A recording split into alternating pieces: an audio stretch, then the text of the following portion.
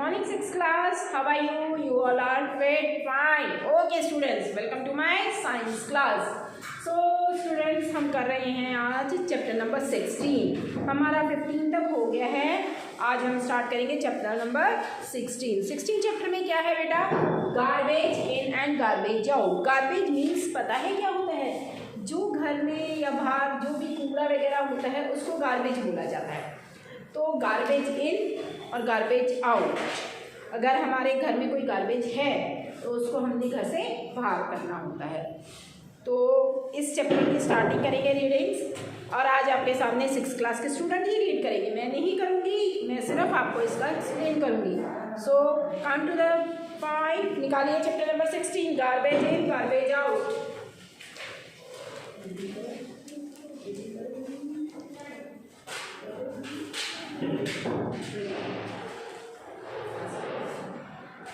Uniform में आने की सभी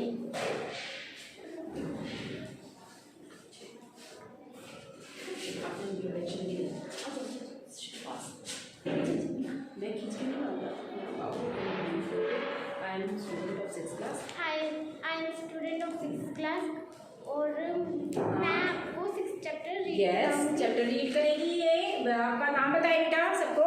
मेरा नाम है दिशा.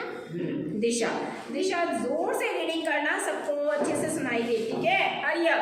आज इसके बाद 1 by 1 में किसी भी स्टूडेंट को खड़ा कर दूंगी यहाँ पे रीडिंग के लिए. ओके, पढ़िए बेटा. Garbage in and garbage out. We throw out so much rubbish or garbage every day from your home, school, shops and office. The waste purchase biscuit, milk or oil purchased in shops are packed in plastic bags or tins. All these wrapping materials go out as garbage. जैसे plastic की चीजें हैं, हम सामान लाते हैं घरों में, ठीक है, तो वो क्या है, हम उनको क्या कर देते हैं, फेंक देते हैं. तो वो हमारे लिए अब क्या बन जाते हैं? जब तक सामान उसके अंदर है तो वो हमारे लिए चीज़ है यूजफुल, लेकिन उसके बाद हम उन्हें फेंक देते हैं तो वो चीज़ हमारी क्या हो जाती है? गार्बेज बन जाती है. ठीक है, पढ़िए बेटा आगे. लाउडली बेटा, जोर से. We generate so much garbage in your day-to-day activities. We often throw buses or trains after eating the nuts. We throw away a ticket. When get off a bus, a child might go on sharpening pencil just for fun. If we make mistake or spill ink on your notebook, we tear off the sheet and throw it away. And we also throw away many domestic wastes such as broken toys or straws as slipper. What if the garbage is not removed from your home and देखिए, बहुत सारी garbages ऐसे होते हैं जो हम अपने घर से उसको बाहर डाल देते हैं, लेकिन कुछ गार्बेज ऐसा होता है, क्या हम वापस उसको बाहर डाल सकते हैं या नहीं डाल सकते हैं? Let's see. अभी आगे बढ़ रही है, जरा उसको देखिए ध्यान से. How do you think this will harm us when अगर हम इसे गार्बेज को घर से बाहर नहीं निकालेंगे तो ये क्या करेंगे? हमें नुकसान भी पहुंच जाता है इससे. ठीक है, पॉलीथीन है, वो बायोडिग्रेडेबल नहीं है तो कोई बात नहीं उसका, लेकिन जैसे अब सब्जियां वगैरह है, छिलके हैं, या डस्टबिन में सारा कूड़ा डाला हुआ है, वो क्या हो जाएगा? स्मेल आनी शुरू हो जाएगी, कुछ समय के बाद गंदा हो जाएगा. तो उसको घर से बाहर भी डालना चाहिए. पढ़िए बेटा आगे. When सफाई कर्मचारी take the garbage from the bins, where does the garbage go and what happens to it? Is it possible for all of this garbage to be changed into something that will not harm us? Can we contribute toward this in any way? We will look for answer to this question in this chapter. Children from Feli and Bujo school did a project dealing with garbage. We will learn about of some the things that they learn through this project. Very good बेटा। तो पहेली और बोझू को कुछ garbage के लिए क्या बोला गया है, उसको डील करने के लिए बोला गया है। डील मीन्स वो उसको कैसे क्या करेंगे उस गार्बेज को, तो ये देखना था पहेली और बोझू ने।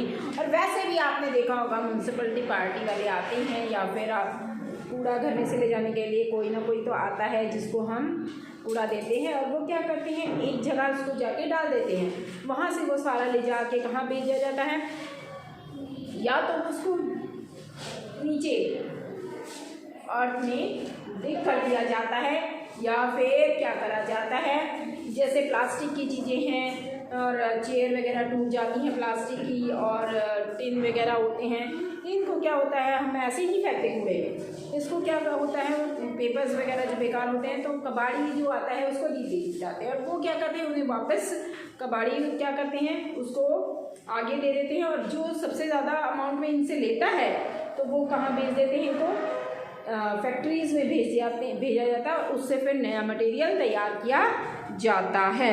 अच्छा, dealing with the garbage, garbage के साथ क्या डील करा जाता है, लैंडफिल किया जाता है, यानी कि जहाँ पर गड्ढे वगैरह होते हैं वहाँ पे डाल दिया जाता है और उसको दबा दिया जाता है, इसको बोला जाता है लैंडफिल। ठीक है, तो यस लैंडफिल बोला जाता है इसको, किसको, the garbage instructs and take it to a low lying open area. Low lying open area जो खुला मैदान होता है वहाँ पर क्या होता है ज़मीन के नीचे इसको दबा दिया जाता है कूड़े को, तो इसको बोला जाता है लैंडफिल।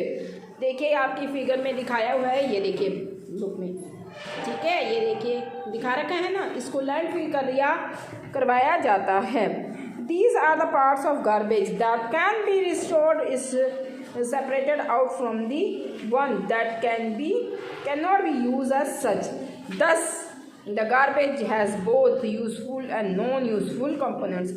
तो garbage में कुछ useful substance तो होते ही हैं, जैसे कि मिट्टी में अगर वो मिल जाते हैं तो plants के लिए useful हो जाते हैं, उनके लिए वो क्या बन जाते हैं, खाद बन जाते हैं। लेकिन कुछ वो useful जैसे पॉलीथीन है, पॉलीथीन नहीं बन सकती, सब्जी के छिलके वगैरह हैं तो वो उनके लिए क्या है, खाद बन जाती है। लेकिन जो ये आपके पॉलीथीन के पेपर्स वगैरह हैं, पॉलीथीन हैं, तो ये उनको नुकसान पहुंचाती है। तो कुछ गार्बेज तो हैं अपने आप ख़त्म हो जाते हैं, यूज़फुल हो जाते हैं, लेकिन कुछ यूज़फुल नहीं हो पाते। ठीक है, तो आगे पढ़ते हैं। The non useful components of is separate out. Non useful को जो सब्सटेंस होते हैं इसमें से अलग कर लिए जाते हैं। आपने बाहर कहीं पे भी कूड़ा देखा होगा तो कूड़े में से वो उठाने वाले होते हैं ना, कूड़ा उठा लेते हैं, वो किसको उठाते हैं, पॉलीथीन्स वगैरह, ये ऐसी ऐसी चीज़ों को वो उठाकर क्या करते हैं, कबाड़ी वाले को दे आते हैं इकट्ठा करके सारी चीज़ें उसमें से। तो नॉन यूजफुल में से उसको सेपरेट कर दिया जाता है। ठीक है, सेपरेट करने के लिए भी अलग अलग होते हैं, वो सेपरेट कर लेते हैं। अभी मैंने बताया, जैसे आपने देखा होगा जहाँ पे बहुत सारा कूड़ा होता है वहाँ पर कूड़ा उठाने वाले होते हैं ना, उसमें से उठाकर अलग कर देते हैं उसको। So come to the point, one of landfill is completely full, it is usually converted into a park और अ प्ले ग्राउंड। जब ये पूरी तरीके से, मान लीजिए कोई मैदान ऐसे ही खाली पड़ा है तो उसको पूरा क्या करा जाता है, भर दिया जाता है, और फिर वो किसमें कन्वर्ट कर दिया जाता है, पार्क में कन्वर्ट करा जाता है उस एरिए को। ठीक है, या फिर उसको प्लेग्राउंड बना दिया जाता है, या फिर उसके ऊपर बिल्डिंग्स वगैरह। फॉर द नेक्स्ट 20 years और so no buildings is to constructed on it. उस जल्दी से तो उसके ऊपर कोई बिल्डिंग कंस्ट्रक्ट नहीं करी जा सकती क्योंकि वो नीचे जा सकता है, इसलिए जल्दी से उसके ऊपर कोई भी बिल्डिंग कंस्ट्रक्ट नहीं की जाती है। To deal with some of the useful components of the garbages compost taking areas of develop near the landfills. What is the compost? Let us learn about from the following activities. Compost क्या होता है, कुछ activity के द्वारा हम देखते हैं। अब देखिए एक्टिविटी 1, ओके, एक्टिविटी 1 है आपका collect garbage from your house before throwing it into the dustbin. Dustbin में फेंकने से पहले अपने घर से जितना कूड़ा है उसे इकट्ठा कर लीजिए। Separate it into 2 groups, 2 group में डाल दीजिए। कौन कौन से ग्रुप में? आपने हॉस्पिटल्स में भी देखा होगा अलग अलग डस्टबिन होते हैं, उनके कलर अलग अलग होते हैं। तो इसी तरीके से हम यहाँ पे बोला है करो पहला ग्रुप में क्या करना है, garbage from the kitchen. Kitchen से जितना भी गार्बेज है वो इकट्ठा करना है, जैसे कि फ्रूट्स के और वेजिटेबल्स के छिलके वगैरह हैं, एग्स वगैरह कोई अगर घर में यूज़ करता है तो उसके छिलके हैं, इन सबको एक साथ इकट्ठा कर लेना है। ठीक है, including newspaper, dry leaves, paper bags, ये सारी चीज़ें भी हो सकती हैं, उसके साथ इंक्लूड करी जा सकती हैं। पेपर बैग या पेपर, इनको भी यूज़ कर रहे हैं। दूसरे ग्रुप में आपने क्या करना है, polythene bags, broken glass, aluminium, old shoes, broken toys, इन सबको इकट्ठा कर लेना है। अब क्या करना है, इनको ABCD ग्रुप बना दें, लेबल दैम ABCD लेबल कर दीजिए। अब आप put 1 heap from group 1 and 1 heap from group 2। अब एक हीप में 1 ग्रुप डाल दीजिए, एक हीप में ग्रुप नंबर 2 डाल दीजिए। तो क्या होगा, the mouth of these 2 bags tightly, put all the 4 heaps into separate pit and covered it with the soil। अब क्या करना है, इसके अच्छे से माउथ बंद कर देने हैं हमने, जिसमें एक कूड़ा डाला है पॉलिथीन में, जैसे भी डाला है उसमें अच्छे से बंद कर देना है और उसको फिर मिट्टी में दबा देना है कुछ टाइम के लिए। तो can you also use 4 pots to bury these garbage heaps, या 4 गड्ढे या पॉट भी ले सकते हैं आप। अगर मिट्टी में नहीं दबाते हैं तो आप क्या कीजिए, कोई मटकी हो उसमें डाल दीजिए पॉट में। Remove the soil after 4 days, 4 दिन के बाद उस सॉइल को हटाइए।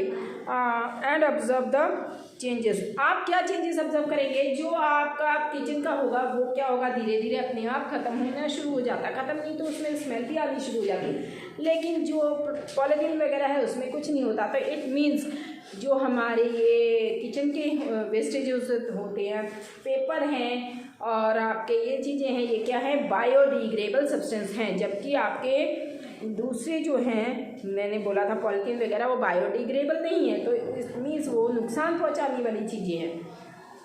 और जो ये किचन का वेस्ट है, ये क्या है, पौधों के लिए खाद के रूप में यूज़ कर सकते हैं। So come to the point, आपका remove the soil after 4 days and observe that changes in the garbages. अब ब्लैक कलर होएगा, no foul smell included in the rotten of garbage is completely. जब तक garbage पूरी तरीके से completely वो ख़त्म नहीं हो जाता, जब तक क्या है इसमें स्मेल नहीं बनती है। बाद में धीरे धीरे स्मेल बनने लगेगी, ठीक है, अगर उसे अच्छी तरह से कवर कर दिया जाएगा। सो अब आ जाइए यहाँ पे आप point number 1, rot completely and not smell. जब तक वो कम्प्लीटली ख़त्म नहीं होगा तो उसमें स्मेल नहीं आएगी। रोट ओनली पार्शली, क्या पूरी थोड़ा ही कम हुआ है। रोट ऑलमोस्ट कम्प्लीटली, क्या पूरा ख़त्म हो गया। Then but still smell bad, लेकिन उसमें बदबू बहुत गंदी आ रही है। नॉट चेंज एट ऑल, और चेंज नहीं हुआ है। Garbage in which heaps was seems to rot and which did not, कौन सा रोट ख़त्म हुआ है कौन सा नहीं, ये टेबल बनाना है इसके बाद। तो आप ये देखेंगे, इस तरीके से टेबल बना के आप नोटिस करेंगे कौन सा जल्दी से ख़त्म हो रहा है और कौन सा जल्दी ख़त्म नहीं हो रहा। तो अब आ जाइए, if the garbage was found to rot completely and did not smell, mix it with the soil and you sow your favourite plant, this would provide nutrition to the plant. और अब देखोगे जो पूरी तरीके से जो है रोट नहीं हुआ है उसको आप क्या कर सकते हो, जो कम्प्लीटली रोट हो चुका है उसको आप मिट्टी में मिला दीजिए, वो प्लांट के लिए फ़ायदेमंद हो जाएगा, वो उसको फ़ायदा पहुंचाएगा, खाद बन जाएगा अब उनके लिए, ठीक है। You must have observe from this activity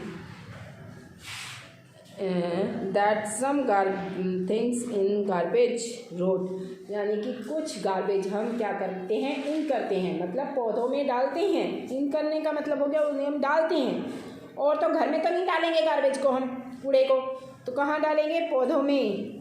खाद के रूप में उनको यूज़ कर सकते हैं, ठीक है। लेकिन कुछ गार्बेज ऐसा है जो रोट नहीं होता, तो उसको क्या करा जाता है, मैन्योर के रूप में यूज़ नहीं कर सकते। लेकिन कुछ हम ऐसे होते हैं जिनको मैन्योर के रूप में यूज़ कर सकते हैं। कंप्लीटली कुछ यूज़ होते हैं और कुछ नहीं होते हैं।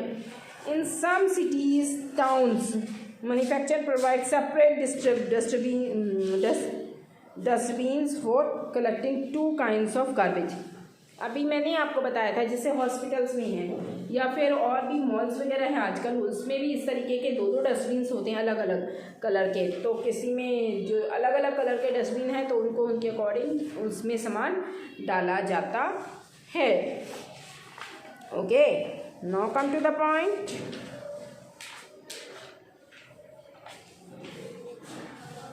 अब आते हैं, नेक्स्ट है आपका पेज नंबर, आ जाइए पेज नंबर 158 पे, ठीक है। ये तो गार्बेज इन और गार्बेज आउट का समझोगे। जो गार्बेज इन किसे कहा जाएगा, जो आपका मैन्योर बनेगा, खाद बनेगा, उसे हम इन कर सकते हैं। लेकिन जो खाद नहीं बनता है उसको हम गार्बेज को आउट कर देंगे। इसके बाद आता है vermi forms. What do you mean by vermi forms? देखिए, The methods of preparing compost with the help of red worms is called vermiforms। जो कीड़े होते हैं, छोटे छोटे कीड़े क्या कर देते हैं, कुछ चीज़ों को छोटे छोटे कीड़े खा जाते हैं, खा के उसे बिल्कुल ख़त्म कर देते हैं, ठीक है। तो इस चीज़ को क्या बोला जाता है, वर्मीफॉर्म। रेड वॉर्म्स जो होते हैं, ये रेड वॉर्म्स या नाम है उनका कीड़ों का, रेड वॉर्म्स वो खाकर बिल्कुल ख़त्म कर देते हैं, तो इनको बोला जाता है वर्मीफॉर्म। तो इसको मार्क आउट कीजिए। The methods of preparing compost with the help of red worm is called vermiform. This की जगह द लगाना, the compost, the method of preparing, ठीक है, वर्मीफॉर्म हो जाएगा। इसके बाद वर्मीफॉर्म आपने देखा होगा, कुछ सब्जियां भी होती हैं या कुछ ऐसी चीज़ें होती हैं जो कीड़े खाना शुरू कर देते हैं, पर वो क्या है, उसको खाकर ख़त्म कर देते हैं, ठीक है। तब हम मार्क आउट कीजिए बेटा, हरी अप इस पॉइंट को। वर्मीफॉर्म, इसकी जगह द लगाना।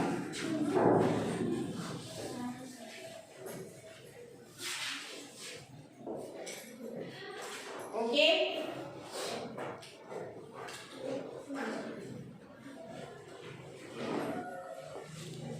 ओके स्टूडेंट्स, आज हम इतना ही करते हैं। कल हम करेंगे नेक्स्ट क्लास में इस चैप्टर को। जब तक के लिए आप इसको अच्छे से रीड आउट कीजिएगा चैप्टर को यहाँ तक, ठीक है। तो इसमें पॉइंट्स आपके जो भी मेन मैंने कुछ एक तो बता ही दिया, वर्मीफॉर्म की डेफिनेशंस आपको मार्क करा दी हैं, तो इसमें यही है फ़िलहाल तो, और आगे आप रीड आउट करते जाएं। लैंडफिल की भी कर लेना बेटा, लैंडफिल पेज नंबर 153 पे देखिए। The garbage instructs and take it to at a low-lying open area is called landfill. It's called landfill.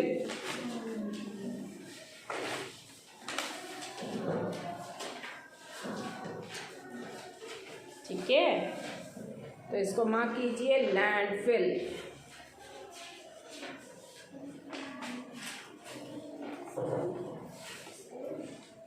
हो गया,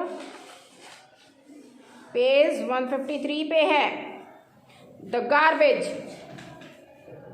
instruct and take it to low lying open area is called landfill. Okay, तो आप इसे mark out कीजिए, landfill. हाँ जी, कौन read करेगा आगे आप में से? अच्छा, first of all you introduce yourself, अपना नाम बताएं, तब रीडिंग करें आगे। I am Tanisha. जोर से। I am Tanisha from 6th class. Okay, आगे आ जाइए बेटा, आप जोर से पढ़िए, यहाँ पे आके पढ़िए, हरिया यहाँ से पढ़िए। Activity 2। Activity 2.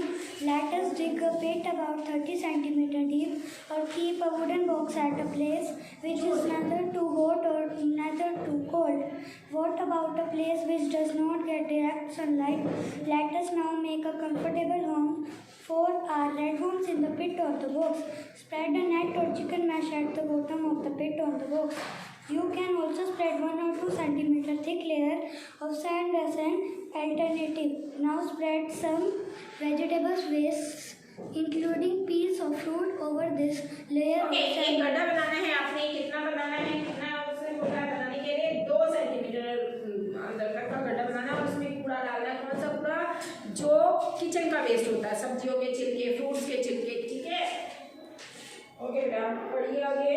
One can also use green leaves, pieces of dried stalks of plants, husk or pieces of newspaper or cardboard टहनी पत्ते वो भी डाल सकते हैं इसमें to spread over the layer of sand. However, shiny or plastic coated paper should not be used for this purpose. Dried animal dung could also be used as a spread over sand or wire mesh. Sprinkle some water to make this layer wet. Take care not to use excess of water. Do not press the layer of waste. Keep this layer loose so that it has sufficient air and moisture. Now your pit is ready to welcome the red worm. Buy some red worm and put them in your pit. Cover them loosely with gunny bag or an old sheet of cloth or a layer of ये डाल के इसको क्या कर देना है? Cover कर देना है। Your red worms need food.